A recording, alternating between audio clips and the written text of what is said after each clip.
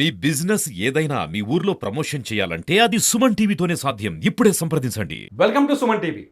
తెలంగాణలో జరుగుతున్న తెలంగాణ శాసన మండలికి జరుగుతున్న పట్టభద్రుల ఉప ఎన్నిక, అదే వరంగల్, ఖమ్మం, నల్గొండ పట్టభద్రుల నియోజకవర్గానికి జరుగుతున్న ఉప ఎన్నికలో హోరాహోరీ పోరాటం జరుగుతోంది. ముఖ్యంగా క్రాంతి కుమార్, ఎవరైతే చంద్ర క్రాంతి కుమార్ ఉన్నారో ఆయన ఈసారి సీరియల్ నెంబర్ 26తో ఎన్నికల బరిలోకి దిగుతున్నారు. అయితే క్రాంతి కుమార్ ప్రస్తుతం పోటీలో ఉన్న అభ్యర్థులపైన తీవ్రమైన విమర్శలు చేస్తున్నారు. నిరుద్యోగుల్ని, యువతని ఇప్పుడున్న అభ్యర్థులు తప్పుదారి పట్టిస్తున్నారని, తప్పుడు హామీలతో తప్పుదారి పట్టించి వాళ్ళ ఓట్ల కోసం తప్పుడు ప్రచారాలు చేస్తున్నారని ఆరోపిస్తున్నారు. క్రాంతి కుమార్ ప్రస్తుతం మనతో స్టూడియోలో ఉన్నారు. క్రాంతి కుమార్ గారు, మీరు చాలా స్పష్టంగా ఆరోపిస్తున్నారు కొందరు వ్యక్తులు నిరుద్యోగుల్ని తప్పుదారి పట్టిస్తున్నారని. మీ దగ్గర ఉన్న ఆధారాలేంటి? ఎందుకు వారిని తప్పుదారి పట్టిస్తున్నారు? నమస్కారం అండి. నేను ఒక్కటే మీకు ఫస్ట్ నుంచి కూడా చెప్తున్నా, ఏదైతే ఈ సోకాల్డ్ జాతీయ పార్టీ నుంచి పోటీ చేస్తున్న అభ్యర్థులే కానీ, రాష్ట్ర పార్టీల నుంచి పోటీ చేస్తున్న అభ్యర్థులే కానీ, వీళ్ళందరూ యువతను వెన్నుపోటు పోవాలని వీళ్ళు కంకణం కట్టుకుంటూ నాకు అనిపిస్తుంది. ఎందుకంటే ఉన్న ఉద్యోగాలు, అసలు ఉద్యోగాలనే లేవు. ఈ ఉద్యోగాలు లేని వాటిని అభూత కల్పన కల్పించి వాళ్ళకు తప్పకుండా మేము మెగా డిఎస్సీలు ఎత్తాము, తర్వాత గ్రూప్ 1 పోస్టులు పెంచుతాము, గ్రూప్ 2 పోస్టులు పెంచుతాము, ఇలాంటి ఎన్నో వాళ్ళకి ఆశలు కలిగించి అసలు అవి కానే కావు. ఇప్పటికి కూడా మన మోడీ కూడా 2 కోట్ల ఉద్యోగాలు ఇప్పిస్తారని చెప్పిండు. ఇంతవరకు 2 కోట్లు కాదు కదా, కనీసం దాంట్లో 10-20% కూడా వాళ్ళు ఉద్యోగాలు వేయలేకపోయారు. ఎందుకంటే వీళ్ళు ఈ రాజకీయ పార్టీలకు సంబంధించిన వాళ్ళందరూ ఏం చేస్తుందంటే, యువతను కానీ, ఎవరైతే నిరుద్యోగులను కానీ, లైఫ్ అంటే గవర్నమెంట్ ఉద్యోగం అనేది ఒక భ్రమణకు తీసుకొస్తున్నారు. దయచేసి నేను యువతకు 2 చేతులెత్తి మొక్కుతున్నా. లైఫ్ అంటే గవర్నమెంట్ ఉద్యోగం కాదు, లైఫ్ అంటే ఇంకా చాలా ఉంది. మీరు తలుచుకుంటే ఉద్యోగాలు ఇచ్చే స్థాయిలోకి. అంటే సాధారణంగా ఎన్నికల్లో మొదటగా వినిపించే మాట ఉద్యోగ అవకాశాలు కల్పిస్తామని చెప్పేసి. ఉద్యోగ అవకాశాలు కల్పిస్తామని వాళ్ళు హామీ ఇవ్వడం పట్ల మీకు అభ్యంతరం ఏంటి? మీరు కూడా ఉద్యోగ అవకాశాలు కల్పిస్తామని చెప్పొచ్చు కదా. లేవు సార్, అదే చెప్తున్నా. ఇప్పుడు అందరు రాజకీయ నాయకులు గవర్నమెంట్ ఊళ్ళలోకి పోయి ప్రజలను ఎట్లయితే మోసం చేస్తుండో, చదువుకున్న వాళ్ళని కూడా మోసం చేస్తున్నారు. వీళ్ళని కూడా మోసం చేసి వీళ్ళతో ఓట్లు వేయించుకొని వీళ్ళు గెలిచి వీళ్ళ యొక్క సొంత ఏమంటారు వాళ్ళ వ్యాపారాలు చేసుకోవాలని చూస్తాను. ఇప్పటికి చూడండి, మీరు ఇప్పుడు ఎవరైతే పోటీ చేసిన అభ్యర్థులు ఉన్నారో, బ్లాక్ మెయిలర్లు ఉన్నారు. తీన్మార్ మల్లన్న చెప్తున్నారు కదా, ఆయన వీడియోలు చూడండి, మొత్తం బ్లాక్ మెయిల్ కింద మొత్తం రాస్తున్నారు, ఎవరు మీకు ఓట్ అయ్యాము అంటే. ఆయన చేసిన ఇప్పటికీ దరిదాపు 4-5 పార్టీలు మారిండు. ఫస్ట్ టీఆర్ఎస్ని తిట్టిండు, తర్వాత రేవంత్ రెడ్డిని కూడా తిట్టిండు, తర్వాత మొన్న కోమటిరెడ్డి వెంకటరెడ్డి గారిని, రాజగోపాల్ రెడ్డి గారిని అబ్బాబా ఇష్టం వచ్చిన మాటలు తిట్టిండు. మళ్ళీ పోయి వాళ్ళ పార్టీలో ఉన్నారు, వాళ్ళతోనే పక్కకు కూర్చున్నారు, వాళ్ళతోని ఓట్లు వేయించుకొని గెలవాలని చూస్తున్నారు. మిగతా ఇంకొక అభ్యర్థి కూడా ఆయన ఏం చెప్తున్నాడు, రైతు బంధు ఇవ్వలేదని తీర్మానం మళ్ళీ అంటే చెప్తూనే కొడతానని చెప్పిండు. ఆయన ఓటెట్లేదు. అసలు రైతు బంధుకు రైతులకు ఈ ఎన్నికలకు అసలు సంబంధమే లేదు. ఏమంటారు, ఇంతకుముందు నిరంజన్ రెడ్డి గారు కూడా చెప్పిండు, మేము హమాలీ పనులు చేపిస్తున్నాం కదా, అది కూడా గవర్నమెంట్ ఉద్యోగం అన్నారు. అంటే వీళ్ళు ఎంతసేపు వీళ్ళ యొక్క అభిమతం ఏంటంటే అంటే నిరుద్యోగులను మోసం చేయాలి. దయచేసి నిరుద్యోగులారా, నేను ఉద్యోగాలు అంటే మీ దృష్టిలో ఏంటి? వాళ్ళు గవర్నమెంట్ ఉద్యోగాలు ఇప్పిస్తామంటున్నారు, ప్రభుత్వ ఉద్యోగాల సంఖ్యను పెంచుతామంటున్నారు, గ్రూప్ 1 సంఖ్య పెంచుతామంటున్నారు. తప్పేముంది గవర్నమెంట్ ఉద్యోగాలు పెంచాలని ఆలోచించడం? సార్ 15 లక్షల మంది, దరిదాపు 15 లక్షల మంది యువత ఉన్నారు సార్. 15 లక్షల ఉద్యోగాలు ఉన్నాయి సార్. మొత్తం కలిస్తే మెగా డిఎస్ అంటే 20,000 కూడా 20,000 11,000 మొన్న వేసిండ్రు. తర్వాత దాన్ని ఇంకా కుదించిండ్రు. అంటే పిల్లలు లేని కాడ గవర్నమెంట్ ఉద్యోగాలు లేవు. అంటే డిఎస్సి గురించి మాట్లాడుతున్నా. గ్రూప్ 1 గ్రూప్ 2 విషయం మాట్లాడితే గ్రూప్ 1 పోస్టులు 600-500 ఉన్నాయి సార్. దాన్ని 1000 పెంచినా కూడా, ఇంకొక 1000 పెంచి 2000 వేసుకున్నా కూడా, గ్రూప్ 1 గ్రూప్ 2 కలిపి 2000 వేసుకున్నా కూడా మిగతా 3,99,000 మంది, 3,98,000 మంది ఎక్కడికి పోవాలి? వాళ్ళు అనవసరంగా 4 years వాళ్ళు టైం వేస్ట్ చేసుకొని, అంటే అవి రావు. ఆ ఉద్యోగాలకు వీళ్ళు పెంచుదామని చెప్తున్నారు. అంటే నేనేమంటే, ఉద్యోగాలు ఇచ్చే స్థాయికి మన యువత ఎదగాలి. అంటే అలాంటి పారిశ్రామికంగా పెద్ద పెద్ద కంపెనీస్ని, ఇండస్ట్రీని తీసుకొస్తే ప్రతి ఒక్కరికి ఉద్యోగ అవకాశాలు వస్తాయి. దానివల్ల ప్రతి ఒక్కరు కూడా అంటే జీవన వృత్తిని వాళ్ళు పెంచుకోవడానికి అవకాశం ఉంటుంది. మీరేం చేయబోతున్నారు? ఒకవేళ ప్రభుత్వ ఉద్యోగాలు ఇప్పిస్తామని వాళ్ళు తప్పుడు హామీ ఇస్తున్నారని మీరు ఆరోపిస్తున్నారు.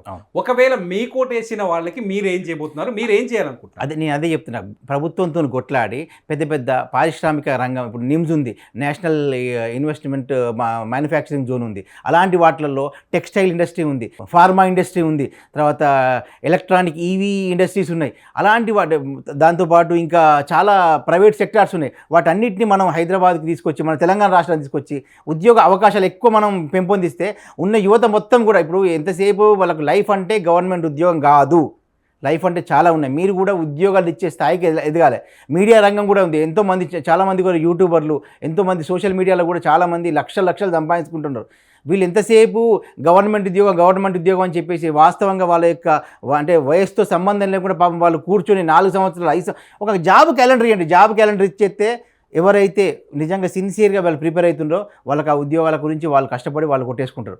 మిగతా వాళ్ళైనా మాకు ఈ ఉద్యోగం రావట్లేదు కాబట్టి నేను ప్రైవేట్ సెక్టర్కైనా పోతా, ప్రైవేట్ సెక్టర్లో కూడా చాలా అవకాశాలు కల్పించాలని చెప్పి నేను కోరుకుంటాను. వీళ్ళు ఎవరు ఎంతసేపు వీళ్ళు మాట్లాడేది. క్రాంతి గారు, మీరు ఈ మధ్యలో నల్గొండలో లేకపోతే వరంగల్లో ఖమ్మంలో కొంత ప్రచారం చేసినట్టుగా కూడా చూసాం. నిజంగా యువతలో ఉద్యోగం కావాలని ఉందా లేకపోతే గవర్నమెంట్ ఉద్యోగం కావాలనే ఉందా? యువత మెయిన్గా కోరుకునేది ఏంటంటే ఉద్యోగ క్యాలెండర్ అడుగుతున్నారు సార్. వీళ్ళు ఉద్యోగ క్యాలెండర్ అని వస్తే వాళ్ళు డిసైడ్ అవుతారు, వాళ్ళు నేను ఎక్కడికి పోవాలి, నేను ఏం చదువుకోవాలి. చాలామంది 2015 నుంచి డిఎస్సి వస్తానని చెప్పేసి 2 సంవత్సరాలు డిఎస్సి మీద కూర్చున్నారు. తర్వాత టక్కున గ్రూప్ 1 గ్రూప్ 2 వేసిండ్రు. ఆ గ్రూప్ 1 గ్రూప్ 2 దరిదాపు అవి ఒక 3 ఏళ్ళ కానీ జరుగుతుంది. ఫస్ట్ ఒకసారి ఎగ్జామ్ రాస్తే అది అవుట్ అయింది, తర్వాత మళ్ళీ పెట్టిండ్రు, అది అవుట్ అయింది. మళ్ళీ ఇప్పుడు మెగా డిఎస్సి ఎత్తాను టెట్ వేసిండ్రు. ఈ రోజు నుంచి టెట్ ఎగ్జామ్ నడుస్తుంది. అంటే వీళ్ళకి ఒక క్లారిటీ లేకుండా ఎవరికైతే ఒక ఉద్యోగ క్యాలెండర్ వేస్తే డెఫినెట్గా ఆ ఉద్యోగ క్యాలెండర్లో పోలీసులు ఇంతమంది, టీచర్లు ఇంతమంది, గ్రూప్ 1 ఇంతమంది, గ్రూప్ 2 ఇంతమంది, అంటే వాళ్ళు డిసైడ్ అయిపోయి వాళ్ళు ఏ జాబ్ రాయాలో అదే ప్రిపేర్ అవుతారు. ఇవన్నీ జాబులు ప్రిపేర్ అయ్యేసరికి వాళ్ళకు కూడా ఒక క్లారిటీ లేకుండా పోతుంది. గవర్నమెంట్ నేను ఒక్కటే కోరుతాను, నేను రేపు ఎన్నికైతే డెఫినెట్గా నేను నిరుద్యోగుల తరఫున కూడా నేను కోరుకునేది ఏంటంటే, కొట్లాడేది ఏంటంటే ఒక ఉద్యోగ క్యాలెండర్ కావాలి. రేవంత్ రెడ్డి గారు ఉద్యోగ క్యాలెండర్ ఇచ్చినట్టు ఎక్కడ ఇచ్చిందండి? ఎక్కడ అసలు ఒక్కడన్నా ఏమన్నా జీవో వచ్చిందా ఉద్యోగ క్యాలెండర్ ఇస్తానని చెప్పిందా? ఏది రాలేదు. కానీ వీళ్ళు మభ్యపెడితే మొన్నటి వరకు ఎలక్షన్ ఎంపీ ఎలక్షన్ కొరకైనా అట్లా వీళ్ళని మభ్యపెట్టారు. ఇప్పుడు ఎమ్మెల్సీ ఎలక్షన్ గురించి అని చెప్పేసి నిరుద్యోగులను అడ్డంగా మోసం చేస్తున్నారు. వీళ్ళు వెన్నుపోటు పొడుస్తున్నారు. క్రాంతి గారు, వెన్నుపోటు అనే మాట వచ్చింది కాబట్టి మళ్ళీ గుర్తు చేస్తాను. కొద్దిసేపటి క్రితం ఇదే ఇంటర్వ్యూలో మీరు ఒక మాట అన్నారు, ఒక ఎమ్మెల్సీ అభ్యర్థిని బ్లాక్ మెయిలర్ అనే పేరుతో పిలిచారు, బ్లాక్ మెయిల్ చేస్తున్నారని పిలుస్తున్నారు. ఈ బ్లాక్ మెయిలింగ్ అనే ఆరోపణ చేయడం వెనుక మీ స్వార్థం లేదా? మీరు అతన్ని ఎందుకు బ్లాక్ మెయిల్ అని అంటున్నారు? నేను కొత్తగా అనాల్సిన అవసరం లేదు సార్. మీరు ఆయన యొక్క మీడియాను చూసుకోండి. ఆయన మీడియాలో ప్రతి వీడియో కింద ఆయన కామెంట్ సరిపోతుంది కదా. ఇంకొకటి ఏంటంటే ప్రజలు ఎవరు మోసగాళ్ళు కాదు సార్. ఎందుకంటే ప్రజలు ప్రతిసారి మోసపోతాను కూడా అడగలేరు. ఇప్పుడు ఈ జరిగే ఎన్నిక విద్యావంతుల ఎన్నిక. ఆయన ఎప్పుడూ ఏం డైలాగులు కొడతారు, ఈ డైలాగులు అందరూ బంద్ చేయాలయా ఒక్క నిమిషం. మొన్న అందరు చూసిండ్రు ఆయన బీఆర్ఎస్ గవర్నమెంట్లో ఉన్నప్పుడు ఈ ఒక్క నిమిషం లేట్ అనే దాని గురించి చాలా గొప్పగా మాట్లాడాడు. అది మంచిగా అనిపించింది. తర్వాత కాంగ్రెస్ గవర్నమెంట్ రాగానే ఈ డైలాగులు కొట్టేయద్దు, ఒక్క నిమిషం లేట్ అయితే ఏమవుతుంది, ఒక్క నిమిషం ముందు వస్తే ఏమవుతుంది, మీకు ఎగ్జామ్ అందుకోవచ్చు. అరే ఎందుకు 2 నాలుగుల దూరం పట్టాల్సిన అవసరం ఉంది. ఆయన నిజంగా షర్ట్స్ మాట్లాడినట్టు అంటే అంగీలు మార్చినట్టు పార్టీలను కూడా దాదాపు 4 పార్టీలకు పోయిండు, 4 పార్టీలకు బయటకు వచ్చేసిండు. ఆయనే నాకు ఛాయ్ కావాలంటే 10 రూపాయలు వేయండి, రూపాయలు నేను ఛాయ్ అమ్ముకొని బతికిన 2004-05 6B సికింద్రాబాద్ ప్లాట్ఫామ్ మీద నేను ఇక్కడి నుంచి అడిపోయినని చెప్పాడు. అరే అదే 6B ప్లాట్ఫామ్ మీద ఛాయ్ అమ్ముకునే చాలా మంది ఉన్నారు. అట్లీస్ట్ దాన్ని 10% నేనలా కావాలి, 2 కోట్ల కార్లు పట్టుకొని తిరుగుతాడు. ఇవన్నీ ఎక్కడి నుంచి వచ్చినాయి? మొన్న కూడా గవర్నమెంట్కి 1,50,00,000 గవర్నమెంట్కి ఇచ్చిందని చెప్పి, అంటే గవర్నమెంట్కి 1,50,00,000 ఇచ్చేసి నువ్వు ఎమ్మెల్సీ సీట్ తీసుకున్నావా? అంతే కదా, మేము అట్నే అనుకోవాలి కదా. ఇప్పుడు విద్యావంతులు అదే విధంగా అనుకుంటారు. అంటే తీర్మానం మల్లనే మీరు ఎందుకు ప్రత్యేకంగా టార్గెట్ చేశారు? ఆయనే కదా సార్. ఇప్పుడు మనకు ఇన్ని రోజులు అందరూ నేను ప్రజలకు ప్రజల ప్రశ్నించే గొంతుక అనుక, ప్రశ్నించే గొంతుక కాదు, పాడు కదా అది.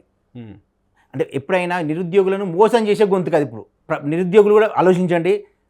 లైఫ్ అంటే ఓన్లీ గవర్నమెంట్ ఉద్యోగం కాదు. మనం కొట్లాడాల్సింది జాబ్ క్యాలెండర్ గురించి. మీరు కొట్లాడండి. జాబ్ క్యాలెండర్ గురించి మీ తరఫున నేను కొట్లాడతా. మనకు జాబ్ క్యాలెండర్ వచ్చింది అనుకోండి, మనం దేనికంటే ఎవరెవరు ఏదైతే ప్రిపేర్ కావాలనుకుంటారో డెఫినెట్గా దానికి ప్రిపేర్ అయ్యేదానికి అవకాశం ఉంటుంది. అంటే బీజేపీ అభ్యర్థి కావచ్చు, ప్రేమందర్ రెడ్డి, లేకపోతే బీఆర్ఎస్ అభ్యర్థి కావచ్చు, వీళ్ళందరూ కూడా ఒక భరోసాని కల్పించి యువతని ఒక నమ్మకాన్ని కలిగించి వాళ్ళ ఓట్లను తీసుకొని వాళ్ళ కోసం పోటీ చేయాలనుకుంటున్నారు. మీరు యువతకి ప్రత్యేకంగా కల్పించే భరోసా ఏంటి? నాకు ఓటేస్తే క్రాంతి మీకోసం ఇలా పనిచేస్తారని చెప్పే భరోసా ఏంటి? సార్ నేను ఇప్పుడు కూడా దరిదాపు ఒక 5-6 డిపార్ట్మెంట్ల యొక్క సమస్యలు విన్నవించిన సార్. వీళ్ళు ఎవ్వరు కూడా ఒక్క డిపార్ట్మెంట్ కానీ దేని గురించి కానీ వీళ్ళ సమస్యలు, వీళ్ళు ఎంతసేపు ఏమంటారు, మా ప్రభుత్వం వస్తే మేము మీకు ఉద్యోగాలు కల్పన చేస్తామంటాను తప్పించి గవర్నమెంట్ ఉద్యోగాలు ఇస్తామంటా అని చెప్పేసి గ్రామ స్థాయి నుంచి తీసుకున్నా కూడా ఎవరు సిఆర్పీలు కానీ, జేపీఎస్లు కానీ, కారోబార్లు కానీ, టీచర్లు కానీ, పోలీస్ డిపార్ట్మెంట్ కానీ, జీవో నెంబర్ 46 గురించి కూడా ఎవరు మాట్లాడతలేరు. జీవో నెంబర్ 317 గురించి కూడా ఎవరు మాట్లాడతలేరు. వీళ్ళకు రావాల్సిన బకాయిలు, తర్వాత ఫీజు రియంబర్స్మెంట్ గురించి కూడా చాలా వాడికి రానేలేదు. దీంతో పాటు హెల్త్ కార్డ్స్ కూడా అసలు ఎవరికి పనిచేయలేదు. మా మీడియా మిత్రులకు కూడా హెల్త్ కార్డు అసలు లేనే లేవు. ఓన్లీ ఎంతో కొంతమందికి వచ్చినాయి కాబట్టి అవి కూడా అందరికీ పూర్తిగా కూడా హెల్త్ కార్డు రాలేదు. అంటే ఇన్ని సమస్యల మీద నాకు అవగాహన ఉంది కాబట్టి నేను దీని మీద కొట్లాడతా. ఇప్పుడు వచ్చిన వాళ్ళకి ఎవరికి వీళ్ళకి ఈ సమస్యల మీద అసలు అవగాహన లేదు. వీళ్ళకి ఓన్లీ అవగాహన ఉంది ఏంటంటే ఎట్లా డబ్బులు తీసుకోవాలి, ఎట్లా ఏ రకంగా ప్రజలను మోసగించాలి, నేను గెలవాలి, నేను సంపాదించుకోవాలి, అంతవరకే వీళ్ళకి అవగాహన ఉంది. రేపు పొద్దున మీరు సంపాదించుకోవాలనే నమ్మకం ఏముంది? అదే సార్ నేను చెప్తున్నా అదే కదా. ఇప్పుడు నేను ఆ స్థాయి నుంచి వచ్చినా కాబట్టి ఆ సమస్యల మన గురించి మనకు తెలిసినా కాబట్టి డెఫినెట్గా నేను వాటి మీద పోరాడతా. నేనేమన్నా ఏ పార్టీ తరఫున కూడా చేయలేదు కదా, నేను ఒక స్వతంత్ర అభ్యర్థిగా చేస్తున్నా. స్వతంత్ర అభ్యర్థి ఉన్నప్పుడు ఏంటంటే నేను స్వతంత్రంగా కొట్లాడడానికి నాకు అవకాశం ఉంటుంది. ఓకే, వీళ్ళందరూ పోయి ఏ పార్టీలో వీళ్ళు తప్పిదారి కనుక వీళ్ళు గెలిస్తే అసలు మొత్తం అరాచకం అంటే ఏదో వీళ్ళు సృష్టిస్తారు. మీరు కొద్ది రోజులుగా ప్రచారం చేస్తున్నారు. ప్రచారంలో మీకు యూత్ నుంచి కానీ మీ ఓటర్స్ నుంచి కానీ ఎటువంటి రెస్పాన్స్ కనిపిస్తుంది? వాళ్ళందరూ ఒకటే కోరుకుంటారు సార్. ముఖ్యంగా గవర్నమెంట్ టీచర్లు కానీ వాళ్ళకు రావాల్సిన 4 డిఏలు ఉన్నాయి, తర్వాత వాళ్ళకి రావాల్సిన హెల్త్ కార్డ్ రియంబర్స్మెంట్ ఉన్నాయి, తర్వాత వాళ్ళకి రావాల్సిన 315 రద్దు చేయాలని చెప్పి వాళ్ళు కోరుతున్నారు. తర్వాత పోలీస్ డిపార్ట్మెంట్ వాళ్ళు ఉన్నారు. అందరూ ప్రతి ఒక్కరు వాళ్ళ యొక్క ఒక్క గవర్నమెంట్ ఒక జీతం ఇస్తాను సార్, అది తప్ప మిగతా అది ఏది చేస్తలేరు. మేము ఒక్కటే కోరుకుంటున్నాం సార్, విద్య వైద్యం ఉచితంగా ఇచ్చినప్పుడు మిగతా ఉచితాలు ఏవి ఇవ్వాల్సిన అవసరమే లేదు. అది మాత్రం నేను కొట్లాడతాను, మీ తరఫున కొట్లాడి మీకు విద్య వైద్యం జాబ్ క్యాలెండర్ ఈ 3 అయితే 100% నేను కొట్లాడి మీకు తీసుకొస్తాను. క్రాంతి కుమార్ గారు చాలా స్పష్టంగా చెప్తున్నారు, తప్పుడు హామీలు వద్దు, నిజమైన హామీలు, పనిచేసే వ్యక్తిని ఎంచుకోండి, నేను పని చేస్తాను, నాకు ఓటు వేయండి, నా సీరియల్ నెంబర్ 26 అంటున్నారు. చూద్దాం మే 27వ తేదీన జరిగే ఈ ఉప ఎన్నికలో ఎవరు విజేతగా నిలబోతారు. థ్యాంక్ యూ క్రాంతి కుమార్ గారు. నమస్కారం అండి.